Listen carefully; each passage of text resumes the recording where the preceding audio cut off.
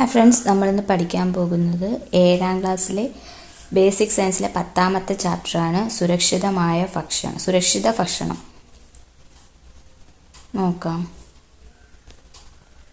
മനുഷ്യൻ എക്കാലത്തും ഭക്ഷണത്തിന് പ്രത്യേക പ്രാധാന്യം നൽകിയിട്ടുണ്ട്. ഭക്ഷണ വിഭവങ്ങളിൽ പുതിയ പരീക്ഷണങ്ങൾ നടത്തുകയും മാറ്റം വരുത്തുകയും ചെയ്യുന്നുണ്ട്. ഗുണമേന്മയില്ലാത്ത ഭക്ഷണ വിഭവങ്ങൾ നമ്മുടെ ആരോഗ്യത്തെ ദോഷകരമായി ബാധിക്കുന്നു. ആഹാരം എന്തിനാണ് കഴിക്കുന്നത്? ആരോഗ്യകരമായ വളർച്ചയ്ക്ക്, പ്രവർത്തിക്കാനുള്ള ഊർജം നൽകാൻ, ശരീരപ്രവർത്തനങ്ങൾ നടക്കാൻ. ഈ ആഹാരം എവിടെ നിന്നെല്ലാം എന്നും പറഞ്ഞുകൊണ്ട് ഒരു ടേബിൾ കൊടുത്തിട്ടുണ്ട്. ഉച്ചഭക്ഷണം, ഉപയോഗിച്ച വസ്തുക്കൾ ലഭിച്ച സ്ഥലം, അതിൻ്റെ ഒരു പട്ടികയാണ് കൊടുത്തിരിക്കുന്നത്. നമ്മൾ കഴിക്കുന്ന ആഹാരം പോഷകപ്രദവും സുരക്ഷിതവുമാവണം. ഇതിനായി വിഭവങ്ങൾ തയ്യാറാക്കുന്നതിന് ഉപയോഗിക്കുന്ന വസ്തുക്കളുടെ ഗുണനിലവാരം, അവ പാചകം ചെയ്യുന്ന രീതി തുടങ്ങിയവ ശ്രദ്ധിക്കേണ്ടതാണ്. സുരക്ഷിതമായ ഭക്ഷണം. സമീകൃത ആഹാരത്തിൻ്റെ അഭാവവും തെറ്റായ ഭക്ഷണശീലങ്ങളുമാണ് നമ്മുടെ മിക്ക ആരോഗ്യ പ്രശ്നങ്ങൾക്കും കാരണം. ഭക്ഷ്യവിഭവങ്ങളുടെ തിരഞ്ഞെടുപ്പ് മുതൽ ഭക്ഷിക്കുന്നതുവരെ നിരവധി കാര്യങ്ങൾ ശ്രദ്ധിച്ചാൽ മാത്രമേ ആഹാരം ആരോഗ്യകരമാകൂ.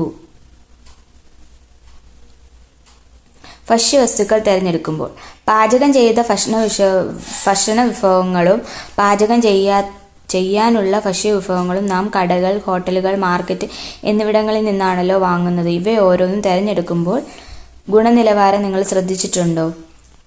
നോക്കൂ. മത്സ്യം തിരഞ്ഞെടുക്കുമ്പോൾ അഴുകാത്ത മത്സ്യത്തിൻ്റെയും അഴുകിയ മത്സ്യത്തിൻ്റെയും പിക്ചർ കൊടുത്തിട്ടുണ്ട്. ഇനി തിരഞ്ഞെടുക്കേണ്ടത്, ഒഴിവാക്കേണ്ടതെന്നും പറഞ്ഞിട്ട് ഒരു പട്ടിക കൊടുത്തിട്ടുണ്ട്. നോക്കാം. വിരൽ കൊണ്ട് അമർത്തുമ്പോൾ കുഴിഞ്ഞു പോകുന്ന ഭാഗം പൂർവ്വസ്ഥിതിയിലാകുന്നത് അത്തരം മത്സ്യങ്ങൾ വേണം തിരഞ്ഞെടുക്കാൻ. വിരൽ കൊണ്ട് അമർത്തുമ്പോൾ കുഴിഞ്ഞു പോകുന്നതും പൂർവ്വസ്ഥിതി ആവാത്തതുമായിട്ടുള്ളത് ഒഴിവാക്കേണ്ടവയാണ്. അത് അഴുകിയ മത്സ്യമായിരിക്കും.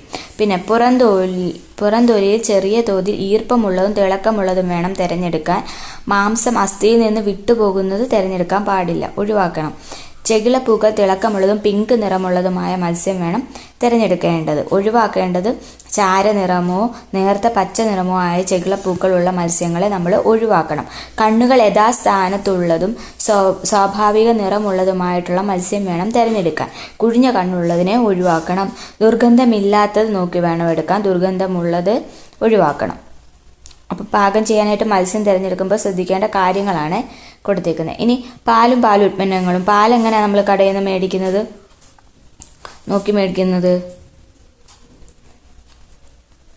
അതിൻ്റെ മാനുഫാക്ചറിങ് ഡേറ്റും എക്സ്പയറി ഡേറ്റും ഒക്കെ നോക്കണം, എന്നിട്ട് വേണം മേടിക്കാൻ. നിറമാറ്റമുള്ള പാല് ഉപയോഗിക്കാൻ പാടില്ല. പിന്നെ കവറിൽ ലോഗോ ഉള്ളത് വേണം മേടിക്കാൻ.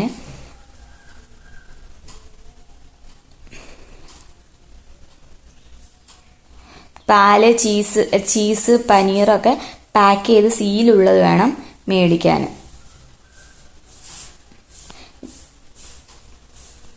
ഇനി അതുകൂട്ട് തന്നെ പഴങ്ങളും പച്ചക്കറികളും തിരഞ്ഞെടുക്കുമ്പോൾ ശ്രദ്ധിക്കേണ്ട കാര്യങ്ങൾ കൊടുത്തിട്ടുണ്ട്. അതും ഒരു പട്ടികയായിട്ട് തിരഞ്ഞെടുക്കേണ്ടതും ഒഴിവാക്കേണ്ടതുമായിട്ടുള്ളതും കൊടുത്തിട്ടുണ്ട്. നോക്ക്. ബിസ്ക്കറ്റ്, ചോക്ലേറ്റ്, ചിപ്സ്, പാനീയങ്ങൾ തുടങ്ങിയ നിരവധി ഭക്ഷ്യവിഭവങ്ങൾ ഇന്ന് പാക്കറ്റുകളിലാണ് ലഭ്യമാകുന്നത്. ഇത്തരം പാക്കറ്റുകളിൽ ആ ഉൽപ്പന്നവുമായി ബന്ധപ്പെട്ട കുറച്ച് വിവരങ്ങളൊക്കെ കണ്ടിട്ടുണ്ടല്ലോ. അതിൻ്റെ ബിസ്ക്കറ്റിൻ്റെ ഏത് ബ്രാൻഡാണെന്നും പിന്നെ എന്തൊക്കെ അതിനകത്ത് അടങ്ങിയിട്ടുണ്ടെന്നും അതിൻ്റെ വില വിവരവും മാനുഫാക്ചറിങ് ഡേറ്റും പാക്കിംഗ് ഡേറ്റും പിന്നെ വെയിറ്റ് എത്ര ഉണ്ടെന്നും എത്ര നാൾ വരെ അതിൻ്റെ എക്സ്പയറി ഉണ്ടെന്നും ഒക്കെ കൊടുത്തിട്ടുണ്ടായിരിക്കും. ചേരുവകളുടെ പേര്, പോഷകഘടകങ്ങൾ സംബന്ധിച്ച വിവരം, കലോറി മൂല്യം കൊടുത്തിട്ടുണ്ടാവും. പിന്നെ വെജിറ്റേറിയൻ ആണോ നോൺ വെജിറ്റേറിയൻ അടയാളങ്ങളുണ്ട്. പിന്നെ അളവ്, തൂക്കം, നിർമ്മിച്ച തീയതി, കാലാവധി, ഇതാണ് ലൈസൻസ് നമ്പറും FSSAI ലോഗോയും കാണും. ഇനി എന്താണ് മായം ചേർക്കൽ? ഭക്ഷ്യവസ്തുക്കളുടെ ഗുണനിലവാരം പരിഗണിക്കുമ്പോൾ ഏറെ ശ്രദ്ധിക്കേണ്ട മേഖലയാണ് മായം ചേർക്കൽ. മായം ചേർക്കലുമായി ബന്ധപ്പെട്ട വന്ന പത്രവാർത്ത വിശകലനം ചെയ്ത് താഴെ നൽകിയിരിക്കുന്ന ചോദ്യങ്ങൾക്ക് പ്രതികരിക്കുന്നതാണ്. അത് ശർക്കരയിൽ വൻതോതിൽ മായം എന്ന് പറഞ്ഞുകൊണ്ട് ഒരു ഹെഡിങ് കൊടുത്തിട്ടുണ്ട്. സംസ്ഥാനത്തിൻ്റെ വിവിധ ഭാഗങ്ങളിൽ നിന്നുമായി 3500 കിലോഗ്രാം മായം ചേർത്ത ശർക്കര ഭക്ഷ്യസുരക്ഷാ വകുപ്പ് പിടികൂടി. തുണികൾക്ക് നിറം നൽകുന്ന സിന്തറ്റിക് ഡൈ ആയ റൊഡോമിൻ ബി കലർത്തിയ ശർക്കരയാണ് ഇത്തരത്തിൽ പിടിച്ചെടുത്തത്. അപ്പം സിന്തറ്റിക് ഡൈ ആണ് റൊഡോമിൽ, ശർക്കരയിൽ ചേർക്കുന്ന മായമാണ് റൊഡോമിൽ ബി എന്ന് പറയുന്ന ഒരു ഡൈ.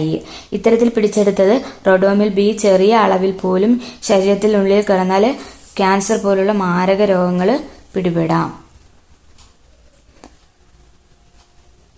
എന്തിനായിരിക്കും ശർക്കരയിൽ റൊഡോമിൻ ബി ചേർക്കുന്നത്? ഡൈ ആണല്ലേ, നിറം നൽകാനായിരിക്കും. ഇതുപോലെ പല ഭക്ഷ്യവസ്തുക്കളിലും മായം ചേർക്കുന്നത് നിങ്ങളുടെ ശ്രദ്ധയിൽപ്പെട്ടിട്ടുണ്ടല്ലോ. മുളകുപൊടി, മഞ്ഞൾപ്പൊടി, തേയില എന്നിവയിലൊക്കെ അവയുമായി സാമ്യമുള്ള വസ്തുക്കൾ കലർത്തുന്നുണ്ട്. അപ്പം മായം ചേർക്കൽ അഥവാ അഡൾട്രേഷൻ എന്താണ്? ആഹാരവസ്തുക്കളിൽ അവയോട് സാദൃശ്യമുള്ളതും വില കുറഞ്ഞതും ഗുണനിലവാരമില്ലാത്തതുമായ വസ്തുക്കൾ കലർത്തുന്നതാണ് മായം ചേർക്കൽ എന്ന് പറയുന്നത്. ഒരു പദാർത്ഥത്തിൽ നിന്ന് ഗുണമേന്മയുള്ള ഘടകങ്ങൾ നീക്കം ചെയ്ത ശേഷം വിൽക്കുന്നതും ഗുണനിലവാരം ഉണ്ടെന്ന് തോന്നിപ്പിക്കാൻ അനധികൃതമായ നിറങ്ങൾ ചേർക്കുന്നതും മായം ചേർക്കൽ തന്നെ. നിങ്ങൾ ഉപയോഗിക്കുന്ന പല ഭക്ഷ്യവസ്തുക്കളും മായം ചേർക്കപ്പെട്ടതാവാം. അതിനാൽ ഭക്ഷ്യവസ്തുക്കൾ തിരഞ്ഞെടുക്കുമ്പോൾ പരമാവധി ഗുണനിലവാരം ഉറപ്പുവരുത്തേണ്ടതുണ്ട്. ഭക്ഷ്യവസ്തുക്കളുടെ മായം ചേർക്കൽ എങ്ങനെ തിരിച്ചറിയാമെന്നാണ് ചില ഭക്ഷ്യവസ്തുക്കൾ നമുക്ക് പരിശോധിക്കാം.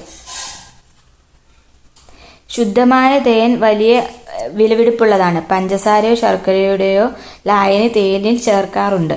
ഒരു കോട്ടൺ തിരി തേനിൽ മുക്കി കത്തിക്കുക. അത് നന്നായി കത്തുകയാണെങ്കിൽ മായം ചേർക്കാത്ത തേനാണ്. എന്നാൽ കത്തിക്കുമ്പോൾ പൊട്ടലും ചീറ്റലും ഉണ്ടാവുകയാണെങ്കിൽ ആ തേൻ മായം ചേർത്തതാണ്. തേനിൽ ചേർത്ത ശർക്കര, പഞ്ചസാര ലായനിയിലെ ജലാംശമാണ് തിരി കത്തുമ്പോൾ ഇങ്ങനെ പൊട്ടലും ചീറ്റലും ഉണ്ടാക്കുന്നത്. അപ്പം നല്ല തേനാണെങ്കിൽ, ശുദ്ധമായ തേനാണെങ്കിൽ അത് മുക്കി കത്തിച്ചാൽ അത് നല്ലപോലെ കത്തും. മറ്റേ മായം ചേർത്തതാണെങ്കിൽ അതിൽ കത്തുമ്പോൾ പൊട്ടലും ചീറ്റലും ഒക്കെ ഉണ്ടാവും. ശുദ്ധമായ തേൻ വെള്ളത്തിൽ ഒഴിച്ചാൽ നേരെ താഴേക്ക് പോകും. മായം ചേർത്ത തേനാണെങ്കിൽ ഉടനെ വെള്ളത്തിൽ ലയിക്കും. അല്പം തേനെടുത്ത് ഈ 2 പരീക്ഷണങ്ങളും ചെയ്തു നോക്കാമെന്നാണ് പറയുന്നത്. ഈ മഞ്ഞളിൽ എന്തോ ചേർക്കുന്നതെന്ന് നോക്കാം. ഒരു ഗ്ലാസ് ടംബ്ലറിൽ കുറച്ച് വെള്ളമെടുത്ത് അതിൽ ഒരു നുള്ള് മഞ്ഞൾപ്പൊടി വിതറുക. കൃത്രിമ നിറം ചേർത്തിട്ടുണ്ടെങ്കിൽ നിറം താഴേക്ക് പടരും. ഇല്ലെങ്കിൽ നിറം ഇളകാതെ മഞ്ഞൾപ്പൊടി താഴേക്ക് അടിയും. ഇനി വെളിച്ചെണ്ണ. 1/2 ഗ്ലാസ് വെളിച്ചെണ്ണ 30 മിനിറ്റ് ഫ്രീസറിൽ വെച്ച ശേഷം നിരീക്ഷിക്കുക. ശുദ്ധമായ വെളിച്ചെണ്ണ ആണെങ്കിൽ മുഴുവനും കട്ടിയായിട്ടുണ്ടാവും. മറ്റേതെങ്കിലും എണ്ണകൾ ചേർത്തിട്ടുണ്ടെങ്കിൽ വെളിച്ചെണ്ണയ്ക്ക് മുകളിൽ ദ്രാവക രൂപത്തിൽ പൊങ്ങിക്കിടക്കും. കായമാണെങ്കിൽ ഒരു കഷ്ണം കായം സ്പൂണിലെടുത്ത് കത്തിച്ച് നോക്കിയാൽ കർപ്പൂരം കത്തുന്നത് പോലെ നന്നായി കത്തുന്നുണ്ടെങ്കിൽ മായം ചേർത്തിട്ടുണ്ടെന്ന് അനുമാനിക്കാം. അങ്ങനെയാണ് ഇതിലൊക്കെ മായം ചേർത്തിട്ടുണ്ടോ എന്ന് കണ്ടുപിടിക്കാനുള്ളത്. ഇനി ഭക്ഷ്യവിഭവങ്ങളുടെ സുരക്ഷിതമായ സൂക്ഷിപ്പ്. സുരക്ഷിതമായ ഭക്ഷണം ഉറപ്പാക്കാൻ ഭക്ഷ്യവസ്തുക്കൾ തിരഞ്ഞെടുക്കുമ്പോൾ ശ്രദ്ധിക്കേണ്ട കാര്യങ്ങളാണ് നാം ഇതുവരെ പറഞ്ഞത്. അതുപോലെ പ്രധാനപ്പെട്ടതാണ് ഭക്ഷ്യവസ്തുക്കൾ കേടുവരാതെ സൂക്ഷിക്കുക എന്നതും.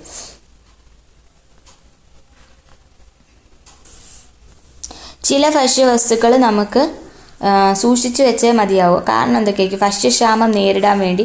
പിന്നെ ചില സീസണൽ ഫ്രൂട്ട്സ് ഒക്കെ ഉണ്ട്. അത് നമുക്കിപ്പം സീസൺ തീർന്നാലും ഉപയോഗിക്കാൻ വേണ്ടിയൊക്കെ നമുക്ക് ഫ്രീസ് ചെയ്ത് വെക്കാം. മാമ്പഴമൊക്കെ ഉള്ള സീസണിൽ നമ്മൾ ഫ്രീസ് ചെയ്ത് വെച്ചാൽ സീസൺ അല്ലാത്ത സമയങ്ങളിൽ നമുക്ക് യൂസ് ചെയ്യാം. അപ്പം നമ്മൾ അത് സൂക്ഷിച്ചു വെക്കേണ്ട രീതിയിലും ശ്രദ്ധിക്കേണ്ടതായിട്ട് കുറേ കാര്യങ്ങളുണ്ട്. വീട്ടിൽ പാത്രത്തിൽ സൂക്ഷിക്കുന്ന അരി കുറേ കാലം കേടുവരാതിരിക്കുന്നുണ്ടല്ലോ. എന്നാൽ ചോറ് ഒരു ദിവസം കഴിയുമ്പോഴേക്കും കേടുവരുന്നു. അപ്പോൾ വേവിച്ചത് കൊണ്ടാണോ കേടുവരുന്നത്? ബാക്ടീരിയ, ഫംഗസ് തുടങ്ങിയ സൂക്ഷ്മജീവികൾ നടത്തുന്ന വിഘടന പ്രവർത്തനങ്ങളുടെ ഫലമായാണ് പ്രധാനമായും ഭക്ഷ്യവസ്തുക്കൾ കേടുവരുന്നത്. ഉയർന്ന താപനിലയിലും വളരെ താഴ്ന്ന താപനിലയിലും സൂക്ഷ്മജീവികൾ പ്രവർത്തനരഹിതമായിരിക്കും. കൂടാതെ ഈർപ്പം തീരെ ഇല്ലാത്ത സാഹചര്യങ്ങളിലും സൂക്ഷ്മജീവികൾക്ക് പ്രവർത്തിക്കാൻ കഴിയില്ല. വായു കടക്കാൻ കഴിയാത്ത വിധം പാക്ക് ചെയ്ത ആഹാര പദാർത്ഥങ്ങളും സൂക്ഷ്മജീവികൾക്ക് പ്രവർത്തിക്കാനാകില്ല. അതുകൊണ്ട് നമ്മൾ നല്ല രീതിയിൽ പാക്ക് ചെയ്ത് വേണം എല്ലാം സൂക്ഷിച്ചു വെക്കാൻ. ഒട്ടും വായുവും വെള്ളത്തിൻ്റെ അംശമൊന്നും പെടാതെ. ഇപ്പം ബ്രെഡൊക്കെ പൂക്കുന്ന കണ്ടിട്ടില്ലേ, അതിനകത്ത് വെള്ളത്തിൻ്റെ അംശമൊക്കെ ചേർന്നല്ല പെട്ടെന്നത് പൂക്കുന്നത്. ഭക്ഷ്യവസ്തുക്കൾ സൂക്ഷിച്ചു വെക്കുന്ന രീതികൾ നോക്കിക്ക്. ഉപ്പിലിട്ട് വെക്കാം, ഉണക്കി സൂക്ഷിക്കാം, പാക്കറ്റ് ചെയ്ത് വെക്കാം, സീൽ ചെയ്ത് പിന്നെ ഫ്രിഡ്ജിലിങ്ങനെ വെക്കാം. വിവിധ ഭക്ഷ്യവസ്തുക്കൾ പല രീതികളിൽ സൂക്ഷിച്ചു വെക്കുന്ന കണ്ടിട്ടുണ്ടല്ലോ. ഓരോന്നും കേടുവരാതെ ഏത് രീതിയിൽ സൂക്ഷിച്ചു വെക്കുന്നത് എന്ന് കണ്ടെത്തി പട്ടിക പൂർത്തിയാക്കുന്ന. മുളക് എങ്ങനെയാണ് നമ്മൾ മുളക് ഉണക്കി സൂക്ഷിക്കും. ചെറി പഞ്ചസാര ലായനിയിൽ നമ്മൾ ചേർത്ത് വെക്കും. നെല്ലിക്കയും ഉപ്പിലിട്ട് വെക്കും.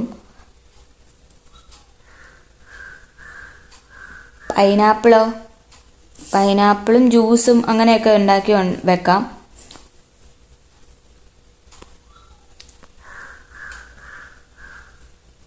ഉപ്പ് ലായനി, പഞ്ചസാര ലായനി. ഉപ്പ് ലായനി, പഞ്ചസാര ലായനി എന്നിവയിൽ സൂക്ഷ്മജീവികൾക്ക് നിലനിൽക്കാൻ കഴിയില്ല. എന്തുകൊണ്ടാണ് ഉപ്പ് ലായനിയിലും പഞ്ചസാര ലായനിയിലും സൂക്ഷ്മജീവികൾക്ക് നശിച്ചു പോകുന്നത്? ഒരു പ്രവർത്തനമാണ് പറയുന്നത്. 2 ബീക്കർ എടുക്കുക. ഒരു ബീക്കറിൽ ശുദ്ധജലവും അടുത്തതിൽ ഗാഢ ഉപ്പു ലായനിയും എടുക്കുക. രണ്ടിലും തണ്ടോടുകൂടി ചേമ്പല ഇറക്കി വയ്ക്കുക. ഒരു ദിവസം കഴിഞ്ഞ് നിരീക്ഷിക്കുക. എന്ത് വ്യത്യാസമാണ് ഉണ്ടായത്? ഈ വ്യത്യാസം ഉണ്ടാകാനുള്ള കാരണം എന്തായിരിക്കും? ഉപ്പ് ലായനിയിൽ ഇറക്കി വെച്ച ചേമ്പിൻ തണ്ടിൻ്റെ കോശങ്ങളിൽ നിന്ന് ജലം ഉപ്പുവെള്ളത്തിലേക്ക് ഒഴുകുന്നു. അതുമൂലം ചേമ്പിൻ തണ്ടിൻ്റെ കോശങ്ങൾ ചുരുങ്ങുകയും ചേമ്പില വാടുകയും ചെയ്യുന്നു. ഇതുപോലെ ഉപ്പിലിട്ട് വയ്ക്കുന്ന ഭക്ഷ്യവസ്തുക്കളിൽ നിന്ന് ജലാംശം ഉപ്പ് ലായനിയിലേക്ക് വരുന്നു. ഭക്ഷണ സാധനങ്ങളിൽ നിന്ന് മാത്രമല്ല, അവയോടൊപ്പമുള്ള സൂക്ഷ്മജീവികളുടെ കോശങ്ങളിലുള്ള ജലാംശവും ഉപ്പ് വലിച്ചെടുക്കുന്നു. സൂക്ഷ്മജീവികളുടെ കോശങ്ങളിൽ നിന്ന് ജലം നഷ്ടപ്പെടുമ്പോൾ അവ നശിച്ചു പോകുന്നു. ഇത് തന്നെയാണ് ഭക്ഷണ പദാർത്ഥങ്ങൾ പഞ്ചസാര ലായനിയിൽ സൂക്ഷിക്കുമ്പോഴും സംഭവിക്കുന്നത്. ഇനി എന്താണ് പാസ്ചറൈസേഷൻ? പാല് കേടുവരാതെ സൂക്ഷിക്കുന്നതിനുള്ള ഒരു മാർഗമാണ് പാസ്ചറൈസേഷൻ. 70 ഡിഗ്രി സെൽഷ്യസിൽ 30 സെക്കൻഡ് വരെ പാൽ ചൂടാക്കിയ ശേഷം 10 ഡിഗ്രി സെൽഷ്യസിലേക്ക് പെട്ടെന്ന് തണുപ്പിക്കുന്നു. ഇതാണ് പാസ്ചറൈസേഷൻ എന്ന് പറയുന്നത്. പെട്ടെന്നുള്ള ഈ താപവ്യത്യാസം മൂലം പാലിലെ സൂക്ഷ്മജീവികളുടെ കോശസ്തരം പൊട്ടുകയും അവ നശിക്കുകയും ചെയ്യുന്നു. ഈ രീതി ആവിഷ്കരിച്ചത് ഫ്രഞ്ച് ശാസ്ത്രജ്ഞനായ ലൂയി പാസ്റ്റർ ആണ്. അതുകൊണ്ടാണ് ഈ രീതിക്ക് പാസ്ചറൈസേഷൻ എന്ന പേര് ലഭിച്ചത്. വൈൻ, പഴച്ചാറുകൾ എന്നിവയും പാസ്ചറൈസേഷൻ നടത്തി സൂക്ഷിക്കാറുണ്ട്. ലൂയി പാസ്റ്ററിന്റെ കാലഘട്ടം 1822 മുതൽ 1895 വരെയാണ്. ഐസിലും മായമോ? മത്സ്യം കേടുവരാതിരിക്കാൻ ഐസ് ഉപയോഗിക്കുന്നത് നിങ്ങൾ കണ്ടിട്ടില്ലേ? ഐസ് നിർമ്മിക്കുമ്പോൾ വെള്ളം ഘനീഭവിക്കുന്നതിനും അലിഞ്ഞു പോകാതിരിക്കുന്നതിനും താഴ്ന്ന താപനില ലഭിക്കുന്നതിനും വേണ്ടി അമോണിയം ക്ലോറൈഡ് എന്ന രാസവസ്തുവാണ് ചേർക്കുന്നത്. അമോണിയം ക്ലോറൈഡ് നമ്മുടെ ശരീരത്തിൽ ദോഷമാണ്. അതിനാൽ പാചകം ചെയ്യുന്നതിന് മുമ്പ് ധാരാളം വെള്ളം ഉപയോഗിച്ച് മത്സ്യം നന്നായി കഴുകണം. ആഹാര പദാർത്ഥങ്ങൾ കേടുകൂടാതിരിക്കാൻ ഫ്രീസറിൽ സൂക്ഷിക്കുന്ന കാര്യം നിങ്ങൾക്കറിയാമല്ലോ. റെഫ്രിജറേറ്ററിലെ എല്ലാ അറകളിലും താപനില ഒരുപോലെയല്ല. റെഫ്രിജറേറ്ററിൽ വിവിധ ആഹാര സാധനങ്ങൾ വ്യത്യസ്ത അറകളിലാണ് സൂക്ഷിച്ചിരിക്കുന്നത്. വളരെ താഴ്ന്ന താപനിലയിൽ സൂക്ഷ്മജീവികൾക്ക് പ്രവർത്തിക്കാനാകില്ല. അതുകൊണ്ടാണ് അവ കൂടാതിരിക്കുന്നത്. ഭക്ഷണ പദാർത്ഥങ്ങൾ റെഫ്രിജറേറ്ററിൽ നിന്നും പുറത്തെടുത്തു വെച്ചാൽ എന്ത് സംഭവിക്കും? സൂക്ഷ്മജീവികൾ പ്രവർത്തിച്ചു തുടങ്ങുകയും ഭക്ഷണം കേടുവരികയും ചെയ്യും.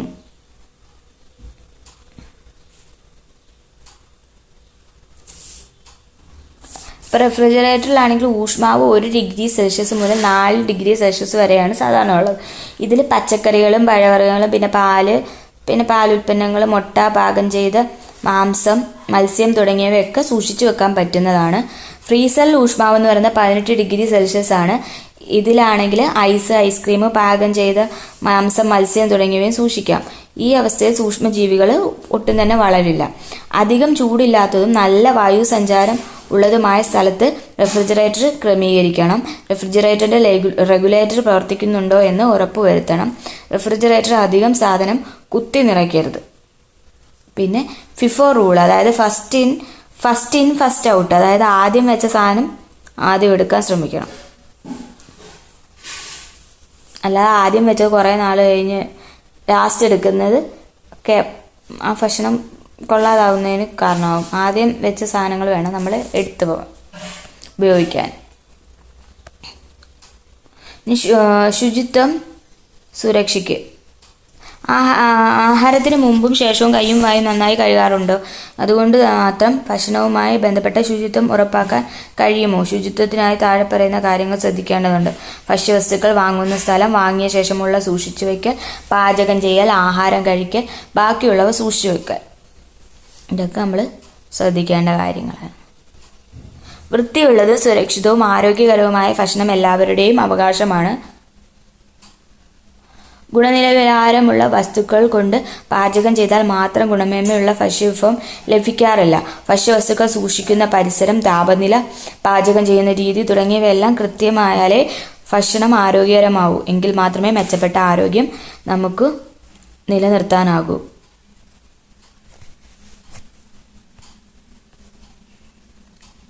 ഇത് നോക്കൂ. കുരുമുളകിൽ ചേർക്കാൻ സാധ്യമായ മായം ഏതായിരിക്കും? പപ്പായക്കുരു കുരുമുളകിൽ ചേർക്കാൻ പറ്റുന്ന ഒരു മായമായിട്ട് ചേർക്കാൻ പറ്റുന്നതാണ്. പിന്നെ നമ്മുടെ പഴയ SCERT-യിൽ കുറച്ച് മായം ചേർക്കുന്നതിൻ്റെ ഉണ്ടായിരുന്നു. കുരുമുളകിൽ ഉണങ്ങിയ പപ്പായക്കുരു, പിന്നെ മിനറൽ ഓയിൽ കോട്ടിങ്ങാണ്. ഇതാണെങ്കിൽ നമ്മുടെ വയറ്റിന് അസ്വസ്ഥതയും കരൾ സംബന്ധമായ രോഗങ്ങൾക്കും കാരണമാവും. പിന്നെ പരിപ്പിന് പകരം ചേർക്കുന്നതായിരുന്നു കേസരി പരിപ്പ് എന്ന് പറയുന്നത്. അത് നാഡീ സ്തംഭനം, കാലുകൾക്ക് തളർച്ചയൊക്കെ ഉണ്ടാക്കും. അതുമൂലം ഉണ്ടാകുന്ന ആരോഗ്യ പ്രശ്നം. പാലിലാണെങ്കിൽ ജലം, സ്റ്റാർച്ച് ഒക്കെ ചേർക്കും. അത് പാലിൻ്റെ ഗുണനിലവാരം കുറയുന്നു, പിന്നെ പോഷകക്കുറവും ഉണ്ടാകുന്നു. മുളക് പൊടിയിലാണെങ്കിൽ ഇഷ്ടകപ്പൊടി, കൃത്രിമ നിറമൊക്കെ ചേർക്കും. ഇത് ഉദരവും കരളും ഒക്കെ സംബന്ധമായിട്ടുള്ള രോഗങ്ങൾ കാണാം. പിന്നെ പഞ്ചസാരയിൽ ചോക്ക് പൗഡറും റവയും നേർത്ത മണലും ഒക്കെ ചേർക്കും. ഇതും ഉദര സംബന്ധമായ അസുഖങ്ങൾ, വൃക്കരോഗങ്ങൾ ഒക്കെ ഉണ്ടാക്കും. തേയിലയ്ക്കാണെങ്കിൽ കൃത്രിമ ചായം ഉപയോഗിച്ച തേയില തന്നെ പിന്നെ തേയിലയ്ക്കകത്ത് ചേർക്കും. അതൊക്കെ ഉദര സംബന്ധമായ അസുഖങ്ങൾക്ക് കാരണമാകുന്നതാണ്. ഇത്രയായിരുന്നു ചാപ്റ്റർ. നന്നായി പഠിക്കുക. Thank you.